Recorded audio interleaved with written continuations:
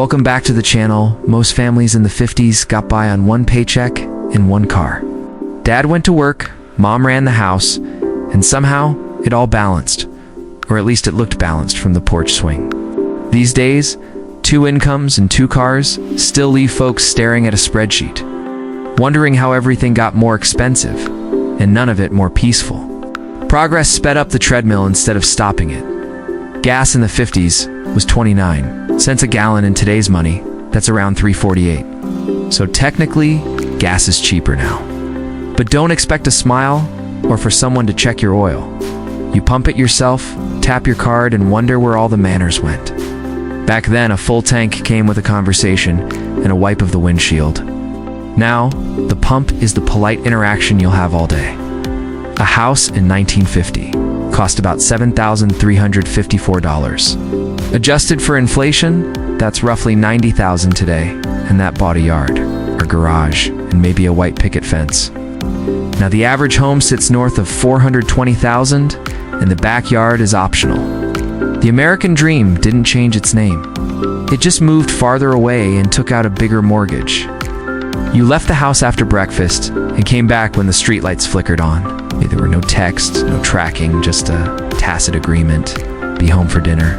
Now kids wear GPS tags and parents check apps. It is safer, yes. But freedom used to be measured in scraped knees and long afternoons. There's a different kind of safety now that comes with an invisible leash. News used to arrive slow and solid. The paper on your porch, the 6 o'clock news, the neighbor on the stoop. Those moments felt weighty because they were rare. People trusted the face on the TV Walter Cronkite, maybe more than half their relatives. Now headlines buzz your phone before your eyes are open. Your morning starts with a fire hose of outrage. It's instant, constant, and exhausting. Slow news used to make the important things feel important. The average family income in 1950 was about $3,300 a year, roughly $38,000 in today's dollars, and they managed. Bills were smaller, expectations lower, and you didn't need half a dozen subscriptions just to watch television. Now, median incomes are higher on paper, but most people still feel like they're playing catch-up. Somehow more doesn't always feel like better. Dinner meant meatloaf, pot roast, or tuna casserole. You passed the rolls, fought over the last pork chop, and you ate what was served. Now it's DoorDash, dietary restrictions, and 4 separate screens. And the food can be fancier, maybe healthier, but the table is often empty. The meat is plant-based and the drinks are sugar-free, but the shared room full of voices? That's the missing ingredient. Life moved slower. The days were quieter, expectations simpler, and the world smaller. Now everything is faster, louder, always on. You're more connected, but harder to reach. Simpler times weren't perfect, far from it, but when the sun set, you knew where you stood.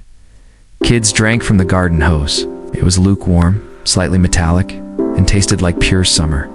Now they sip from $40 bottles with built-in filters and timestamps. Better for them, maybe. But that old hose water still hits a memory in a way no filtered sip can. Kids walked to school with their buddies, books in hand, no helmets in sight. They talked, joked, maybe got into a little trouble.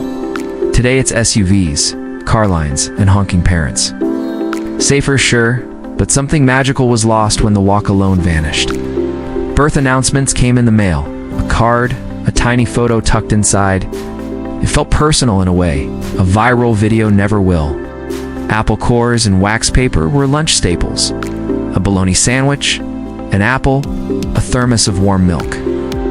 You traded cookies, complained about crusts, and never saw a quinoa bowl. Today's kids get compartment trays and artfully carved fruit. Healthier perhaps, but a soggy PB&J still has a place in the heart. Teachers wore ties and carried paddles.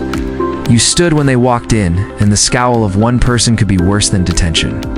Classrooms now have cameras, therapy dogs, and emails that travel faster than apologies. I'm glad kids are safer, but when Mrs. Thompson raised an eyebrow, you felt it down to your bones. A television set in the 50s costs about $250, roughly $3,000 in today's money. And for that, you got 3 channels, rabbit ears, and no remote. Now, $250 buys you a flat screen and 1,000 shows, none of which you ever quite seemed to want to watch. Choice used to mean what was on. Not means scrolling until you forget why you were looking. Teenagers passed folded notes in class, heart-pounding confessions, inked on lined paper. A tiny "do you like me" could change a week. Today flirtation is a swipe, an emoji. Faster, yes, but that perfume scrap of paper hit harder. Screen time meant the drive-in. Crack a window, listen through the speaker, share a root beer float. Now it's tablets, phones, and a dozen glowing screens. We still gather around light. There's just more of them and fewer fireflies. Flying used to be an event. You dressed up, coats, ties, polished shoes, because it felt like something. Movie nights were an excuse to look your best. Today it's sweatpants and earbuds. Comfort won, but we lost the ritual of arrival. Calendars hung in the kitchen. You tore off a page every month and circled birthdays. Now your phone buzzes with reminders you forgot to set. The milkman came early, bottles clinking. The cream rose to the top. Smiled, knew your name, maybe handed you a lollipop. Now strangers drop groceries from an app, and the conversation is with a hatchback and a barcode. A movie ticket in 1955 cost 50 cents, about $6 today. Now it's closer to 16 before the popcorn. Once a night at the movies was affordable and thrilling. Now it's a luxury that comes with an app and a surcharge. Working from home in the 50s meant you were sick or out of work. Ow. Now it's a lifestyle with video calls and pajama pants. I'm glad the option exists, but I miss the days when going to work meant you dressed up and saw people other than your dog. Pen pals were real. You waited weeks for a reply and ripped open the envelope like it was a present. Today, a reply is a blue bubble instant, and the wonder is gone. Smoking was everywhere. Planes, offices, hospitals. It looked cinematic to some, reckless to many. Now it's gone from so many places, and the world is healthier for it. Still, a fedora lit by a cigarette has a movie feel that a vape pen can't quite match. Radio was the soundtrack of the house. Big band, baseball, late-night stories. You tuned in with a twist of a dial. Now playlists are produced by algorithms, and the thrill of accidentally finding a song is rarer. The 50s gave you steady, predictable stories. Leave it to Beaver Comfort. Predictable endings. Today's shows ask you to parse 5 timelines and a dozen character threads. There's more, but sometimes less to sink into. Seatbelts were rare. Kids rode up front on laps. Now cars beep and lecture you until you buckle. Safer, without question. But there was a freedom to a Sunday drive, wind through the window, and no alarm lights. Road trips meant paper maps, roadside attractions, and neon motels. GPS got us to the destinations faster, but we stopped seeing the in-between. Photos were events. You dressed up, got one good shot, and put it on the mantle. While people take dozens of selfies and save none to frames. Vinyl records were handled with care. You listened to the warm scratch and remembered where you bought it. Now streaming offers everything but the memory of finding a favorite song in the middle of the night. That was magic. School taught shop class. Wrenches, wood, pride marked by splinters.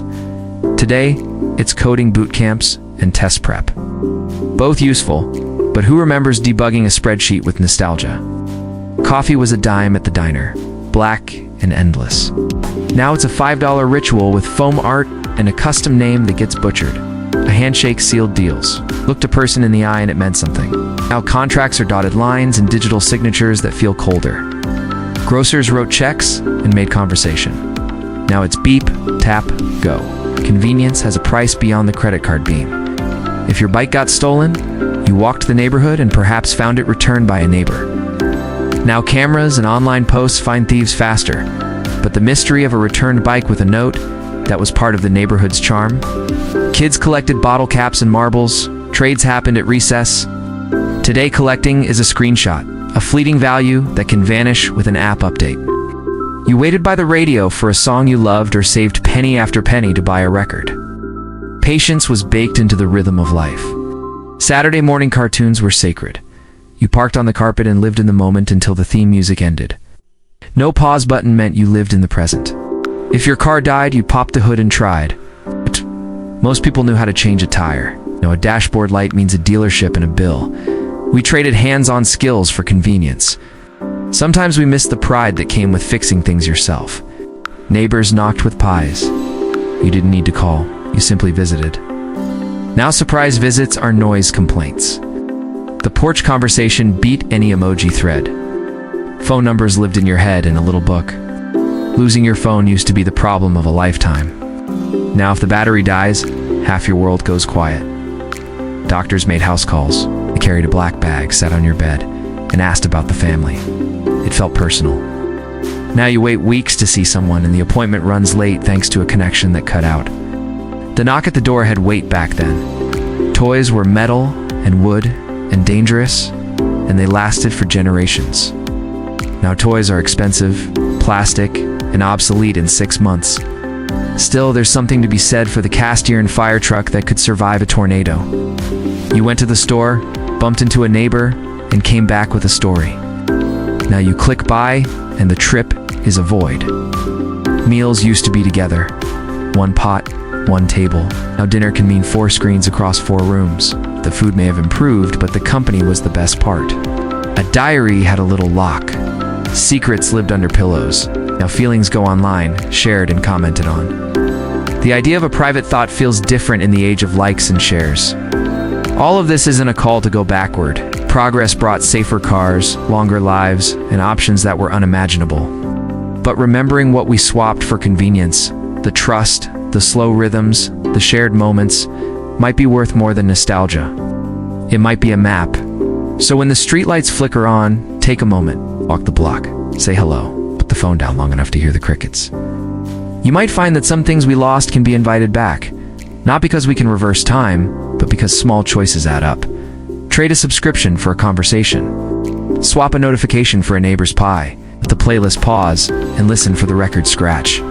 We traded some dirt under our knees for safety, some privacy for convenience, and the steady certainty of fewer options for the dizzy abundance of everything. We learned new skills and lost others. We have more facts and fewer shared stories. We have more ways to say I love you and fewer moments that make the words mean more. Maybe the trick isn't choosing one era over the other. It's taking what's good from both. The kindness and neighbor's pie of the past, the medicine and equality of the present. Make room for both in your life. Let progress be a tool, not a replacement for the things that made people feel steady when the sun went down. When you tuck the kids in tonight, turn off one screen. Put the phone on the counter. Make a sandwich without photographing it. Ask your kid about school like you mean it. Go for a drive and don't let the GPS tell you all the time. Notice how the street lamps look when they flip on. The world softens in those minutes. It's a small pause, but sometimes small pauses are how we remember what matters. Because for all the luster of the modern life, there's a cost we didn't write into our budgets. The quiet, the ritual, the neighbor who knocks with a pie for no good reason. So that cost is negotiable. You can get some of it back by choice. We can be the one who waves, who leaves the porch light on for a chat, who knows the milkman's name, even if the milkman now is an app.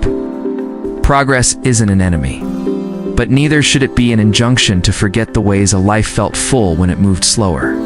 The past had its rough edges, and the present has its miraculous solutions. The good life sits in the overlap, the reassurance of a doctor who makes a call, and the convenience of an app that pays the bill. Let's combine them well, and maybe the treadmill slows. So next time you fill up the tank, imagine someone cleaning your windshield and swapping a quick joke. Or better yet, stop once in a while and be that person for someone else. The rest will follow. Less rush, more conversation, and a few more porch pies than we have now. When the street lights flicker on, we can choose what to bring forward. We can choose manners. We can choose to show up. And maybe, if enough of us do, the world will feel a little more like home.